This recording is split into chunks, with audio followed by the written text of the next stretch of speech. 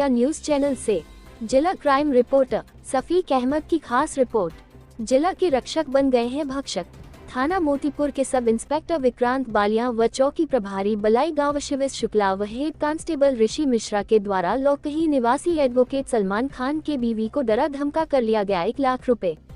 हम आपको बताते चले कि उत्तर प्रदेश जनपद बहराइच थाना मोतीपुर के अंतर्गत ग्राम लोकही के निवासी सलमान खान पुत्र ननकू खान, जो पैसे से एक वकील हैं और बहराइच दीवानी में वकालत करते हैं, दिनांक 28-29 की रात में थाना मोतीपुर के बलाई गांव के चौकी इंचार्ज शिवेश शुक्ला व थाना के sub inspector Vikrant Ballia head constable ऋषि शुक्ला रात में करीब 1:20 पर उनके घर पर आए और गेट खोलकर अंदर घुस गए। एडवोकेट की पत्नी खालिदा खातून घर पर मौजूद थी और उनके बुजुर्ग माता पिता भी घर पर मौजूद थे। रात में जिस तरह से कोई डकैती करने जाता है, ठीक इसी तरह से इन तीनों पुलिस वाले घर में घुस गए। फटाफट की आवाज सुनकर सलमान एडवोकेट की पत्नी की आंख खुल गई और अपने घर में इतनी रात को पुलिस वालों को देखकर डर और सहम गई। पुलिस वालों से जब सलमान एडवोकेट की पत्नी ने पूछा कि बगैर इजाजत के हमारे घर में क्यों घुस आए हो, और पत्नी की आवाज सुनकर सलमान एडवोकेट के माता पिता भी मौके पर पहुंच गए। इन तीनों पुलिसकर्मियों ने पत्नी सहित बुजुर्ग माता पिता को भी धमकाया और कहा कि अगर इसकी शिकायत कहीं पर करोगे तो तुम लोगों को किसी रंगीन जुर्म में फंसा कर जेल में डाल देंगे। तीनों पुलिसकर्मी सलमान एडवोकेट की पत्नी श्रीमती खालिदा खातून से पैसे की मांग किया। पत्नी डरी और सही में हुई थी, इसलिए उसने 50,000 रुपए जो 1 लाख रुपए अलमारी में रखा था उसमें से निकलकर इनको दे दिया। जब सलमान एडवोकेट की पत्नी पैसा दे रही थी तो इन तीनों पुलिसकर्मियों ने पूरा पैसा 1 लाख रुपए भी छीन लिया। रुपया लेने के बाद जब तीनों पुलिसकर्मी चले गए तब पत्नी ने अपने पति सलमान खान एडवोकेट को फोन मिलाकर पूरी घटना से अवगत कराया। सलमान खान एडवोकेट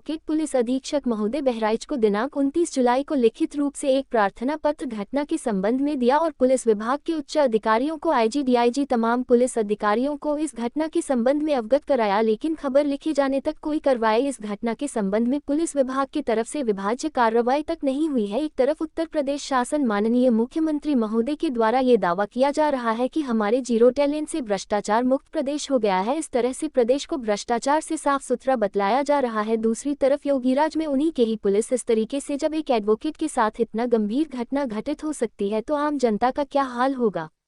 अब देखना यह है कि यह खबर वायरल होने के बाद उत्तर प्रदेश शासन इन तीनों पुलिसकर्मियों के विरोध क्या कार्रवाई करती नहीं करके अंदर तरह से गए, जबरदस्ती ताला तोड़ा। उनकी औरत से भी जो है बदतमीजी की। मोहम्मद सलमान एडवोकेट यहाँ प्रैक्टिस करते हैं बहराइच में, ये अलग सेपरेट रहते हैं मोतीपुर में। पुलिस द्वारा घटना को किया गया। कल रात आज आप लोग एसपी कार्यालय पे आए हुए हैं, रणवीर एसपी को आपने सौंपा है, इसके बारे में कुछ उन्होंने बताया है? ये बताया है कि किसी पर विश्वास नहीं किया जा सकता, कब कौन क्या कर सकता है। अच्छा, एसपी साहब ने कार्रवाई का आश्वासन दिया है। कार्रवाई का आश्वासन दिया गया है जी। यदि कार्रवाई नहीं होती तो इसके परंत क्या करने वाले हैं आप लोग को बताएंगे? प्रदर्शन करेंगे, आंदोलन करेंगे जी। रोड जाम किया जाएगा, आंदोलन किया जाएगा। एडिशनल एसपी साहब टाइट है इस मामले में, उन्होंने बताया कि गंभीरता से जांच करके पुलिस कुछ भी कर सकती है। आज भी 500 पुलिस वाले जेल में सजा का पुलिस कुछ भी कर सकती है। ये जानबूझ कर किया गया है। देखा कि वकील साहब का नेम प्लेट लगा तो उनको जो है अभद्रता नहीं करनी चाहिए, आराम से आना चाहिए, बुलाना चाहिए, पूछना चाहिए। जब जान जाए वकील का मामला है तो वकील को क्रिमिनल गुंडा नहीं होता है। हमारी शासन प्रशासन से यही मांग है, जो भी जितने भी दोषी पुलिसकर्मी हैं उनको निलंबित करके उनके खिलाफ FIR दर्ज करके विधि कानूनी कार्रवाई उनके खिलाफ की जाए। सर, आप कुछ कहना चाहते हैं इस संबंध में? मैं ये कहना चाहता हूँ, जो कार्रवाई पुलिस द्वारा की गई वो पुलिस द्वारा कार्रवाई नहीं, वो गुंडे की श्रेणी में आता है जो कार्रवाई हुई। किसी परिवार के अंदर घुस के उसके घर पे पैसा लूट लेना, ये कहाँ की पुलिसगिरी है। अगर जो आदमी को आप कहीं किसी को ढूंढने गए हैं, अगर वो आदमी नहीं मिल रहा है तो आप दूसरे तरीके से उसकी शिकायत करिए। लेकिन उन्होंने ये किया, उनका सेम मेन मकसद ये था कि वो किसी तरीके से पैसा लूटे।